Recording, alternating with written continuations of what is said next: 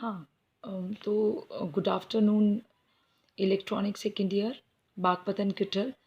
बच्चों, लास्ट हमने DC motors में कैरेक्टरिस्टिक्स वगैरह सब कंप्लीट कर चुके थे। इसमें आपके 2 ही टॉपिक बचते हैं, जिसमें फर्स्ट एक छोटा सा टॉपिक है, 3 टॉपिक बचते हैं। इसमें सबसे पहला टॉपिक है आपका एप्लीकेशन ऑफ डीसी मोटर्स। तो आपको पता है, इसमें हमें अनुप्रयोग बताने हैं कि हम डीसी मोटर का यूज़ कहाँ कहाँ करते हैं। ठीक है, तो सबसे पहले हम इसमें समझते हैं। आपको पता है मोटर 3 टाइप की होती है। एक तो आपकी शंट मोटर है, एक आपकी सीरीज़ मोटर है और एक आपकी कंपाउंड मोटर है। तो जब आप इस एप्लीकेशंस ऑफ डीसी मोटर को बताओगे तो सिर्फ आपको ये याद रखना है कि कौन सी मोटर किस तरह की मोटर की तरह काम कर रही है। मतलब जैसे मैंने आपको कैरेक्टरिस्टिक्स बताया था, टी ए और आई ए के बीच में, एन और आई ए के बीच में, मतलब टॉर्क और करंट, आर्मेचर करंट के बीच में, स्पीड और आर्मेचर करंट के बीच में। फिर मैंने बताया था आपको, और मैंने आपको क्या बताया था कि जैसे टॉर्क और स्पीड के बीच में। ठीक है, तो आपको वही सब कुछ इसके अंदर याद रखना है। ठीक है बच्चे, तो इसमें मैं ज़्यादा एक्सटेंड नहीं करूँगी। 5 मिनट में आपके दोनों 3 टॉपिक निपटा दूँगी। ठीक है, क्योंकि क्लासेस तो ये है नहीं, बेसिक हमें बस इसका याद रखना है ताकि आपको इजीली समझ आ सके। ठीक है, तो ये चीज़ मैं बार बार नहीं दोहराऊँगी, छोटी छोटी वीडियो बनाऊँगी। तो एप्लीकेशन ऑफ डीसी मोटर में हमें ये पता है कि शंट मोटर जो है वो कांस्टेंट स्पीड मोटर भी कहलाती है। मतलब आप ये कह सकते हैं कि शंट मोटर की अगर आप कैरेक्टरिस्टिक्स देखो, अभिलक्षण देखो, वो ग्राफ देखो, तो आप ये कह सकते हो कि यह एक नियत गति वाली मोटर है। मतलब कांस्टेंट स्पीड मोटर कहलाती है। अगर हमें कहीं पे कांस्टेंट स्पीड का यूज़, कांस्टेंट स्पीड पे कोई मोटर का यूज़ करना है तो हम शंट मोटर यूज़ करेंगे, और जिसमें हम अपनी गति को बढ़ा और घटा सकते हैं, उस मोटर को हम कहेंगे वेरिएबल स्पीड मोटर। मतलब जिसकी चल गति मोटर जिसको बोलते हैं, इसको हम बार बार चेंज कर सकते हैं। और कंपाउंड मोटर, उस मोटर को, कंपाउंड मोटर जो है, कंपाउंड मोटर में हम कहा ये, इसको एक तरह से हम डिफरेंशियल या कम्युलेटिव। ठीक है, तो जैसे हम कंपाउंड मोटर्स जो है वो जो आपकी कंपाउंड मोटर 2 टाइप की हो सकती है, डिफरेंशियल और कम्युलेटिव। ठीक है, तो सबसे पहले शंट मोटर में समझते हैं। क्योंकि अब क्योंकि हमें ये पता है कि शंट मोटर वहाँ यूज़ होती है जहाँ पे हमें कांस्टेंट स्पीड मोटर, क्योंकि हम शंट मोटर को कांस्टेंट स्पीड मोटर कहते हैं, इसलिए हम ये कह सकते हैं कि शंट मोटर को वहाँ यूज़ किया जाएगा जहाँ पे ज़ीरो लोड से फुल लोड तक, ज़ीरो से लेके फुल लोड तक कुछ भी लोड हो, मिनिमम से लेके मैक्सिमम तक, लेकिन आपकी स्पीड कांस्टेंट रखनी हो, वहाँ पे हम शंट मोटर का यूज़ करेंगे। मतलब आपके लोड और स्पीड में कोई कॉम्बिनेशन नहीं होगा। मतलब अगर आपने जो एक बार स्पीड फिक्स कर दी, वही सबके लिए फिक्स रहेगी।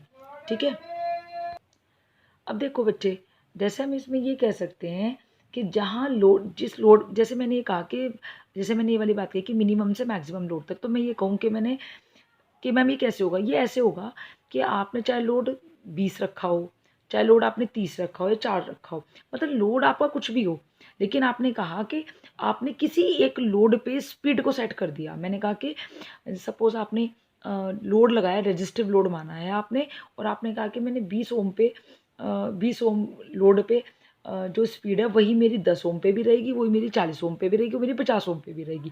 तो वहाँ पे यूज़ होती है शंट। ठीक है, तो जैसे आपकी छेद करने वाली मशीन होती है, गड्ढा करने वाली मील्स होती हैं, वो वहाँ पे जो यूज़ होती हैं वो शंट मोटर होती है। कौन सी? छेद करने वाली मशीन या गड्ढा करने वाली मशीन। ठीक है, सीरीज़ मोटर वो मोटर है जिसमें हम क्या करते हैं, वेरिएबल स्पीड मोटर भी बोलते हैं। इसमें होता क्या है कि हाई टॉर्क पर इसकी गति कम हो जाती है। मतलब जब आपका टॉर्क जो है वो हाई हो जाता है तो स्पीड क्या हो जाती है आपकी, कम हो जाती है। तथा कम बला घूर्ण पर, और उल्टा, इसका उल्टा भी पॉसिबल है कि जब आपका एन ज़्यादा हो जाएगा तो टी आपका कम हो जाएगा।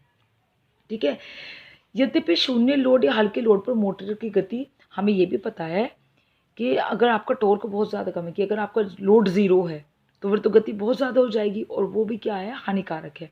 तो इसलिए हम ये चाहते हैं कि मोटर का जो प्रारंभिक बला गुण है वो बहुत ज़्यादा हाई रहे, ताकि स्पीड क्या रहे, कम रहे। ये मैंने आपको क्लास में भी बताया था कि अगर शून्य लोड पर आपकी स्पीड बहुत ज़्यादा है तो यूज़ करने वाले इंसान को क्या हो सकती है, प्रॉब्लम हो सकती है, मशीन की जो कम्यूटेटर है उसमें प्रॉब्लम आ सकती है। ठीक है, तो जैसे हमने अभी इसके अंदर बताया, जैसे 2 चीज़ें मैंने इसमें बताई थी कि शून्य लोड से मैक्सिमम लोड तक आपको गति शून्य रखनी हो, तो ये क्या होगा कि विभिन्न लोड्स पर आपकी डिफरेंट गतियाँ होती है, लेकिन हम उनमें से एक ही गति को यूज़ करके उसको फिक्स कर देते हैं, तो इसलिए हम बोलते हैं उसको कांस्टेंट स्पीड मोटर। अब जैसे मैं इसकी बात करूँ सीरीज़ वाले की, सीरीज़ वाले में कह सकते हैं कि इसका मेन उद्देश्य क्या है कि जहाँ पे, क्योंकि हमें पता है कि सीरीज़ मोटर में टॉर्क ज़्यादा होगा तो स्पीड कम होगी, तो जहाँ हमें प्रारंभिक बलागुण अधिक हो, जहाँ पे हमें प्रारंभिक बलागुण ज़्यादा रखना था कि स्पीड कम कर रखनी है, वहाँ पे हम सीरीज़ मोटर का यूज़ करेंगे। या जहाँ लोड में भारी परिवर्तन होने के कारण बलागुण को स्वतः नियमित करने के लिए गति नियंत्रित स्वतः खुद हो जाए, या हम ये कहें कि पहले तो लोड बहुत कम था और उसके बाद लोड बहुत ज़्यादा हो गया, ठीक है। तो लोड कम से ज़्यादा होने में बल आघूर्ण अपने आप ही सेल्फ एडजस्टेबल होना चाहिए कि पहले तो आपका बल आघूर्ण कम था तो गति क्या थी, ज़्यादा थी, फिर आपका बल आघूर्ण बढ़ गया तो गति कम हो गई। तो ये किस पर डिपेंड कर रहा है, आपके लोड पे डिपेंड कर रहा है। इसका मतलब कहने का सेंस आपका ये हो गया कि आपको ये वहाँ यूज़ करना है जहाँ पे आपका जो बल आघूर्ण है वो स्वतः क्या हो जाए, सेल्फ एडजस्टिंग हो। तो इसको हम कहते हैं इलेक्ट्रोप्लेटिंग मशीन्स में क्रेन जो होते हैं, आपके क्रेन होते हैं ना, क्रेन्स तो सबने देखे हैं, वो सामान उठाते हुए क्रेन देखे है ना, ठीक है।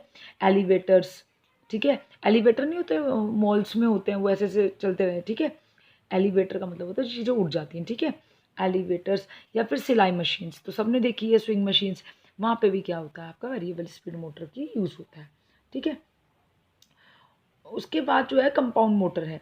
कंपाउंड मोटर क्या होती है, कंपाउंड मोटर वैसे तो बहुत कम यूज़ होती हैं, मैं बता देती हूँ। कंपाउंड मोटर में भी जो डिफरेंशियल वाली है वो बहुत कम यूज़ होती है, क्योंकि इसमें अपने जो खराब बल आघूर्ण, इसके जो कैरेक्टरिस्टिक्स होते हैं वो बड़े ख़राब हैं टॉर्क और आर्मेचर करंट के बीच में, तो ये बहुत कम उपयोग में लाया जाता है। लेकिन हम फिर भी कंपाउंड मोटर को अगर कहीं पे यूज़ भी करना चाह रहे हैं तो वहाँ पे हम कम्युलेटिव मोटर को ज़्यादा यूज़ करते हैं। किसको, कम्युलेटिव मोटर को, ठीक है बच्चे। कम्युलेटिव मोटर आपकी वहाँ यूज़ होती हैं जहाँ पे अनइवन लोड, असमान लोड या अचानक लोड लगने पर नियत गति की आवश्यकता होती है। मतलब हम ये कह रहे हैं कि डिफरेंशियल कंपाउंड में भी डिफरेंशियल तो बहुत कम यूज़ होता है क्योंकि इसके कैरेक्टरिस्टिक ज़्यादा अच्छे नहीं होते बलागुण के, खराब बलागुण अभिलक्षण होते हैं इसके, ठीक है। लेकिन जो कम्युलेटिव है वो फिर भी हम यूज़ कर सकते हैं।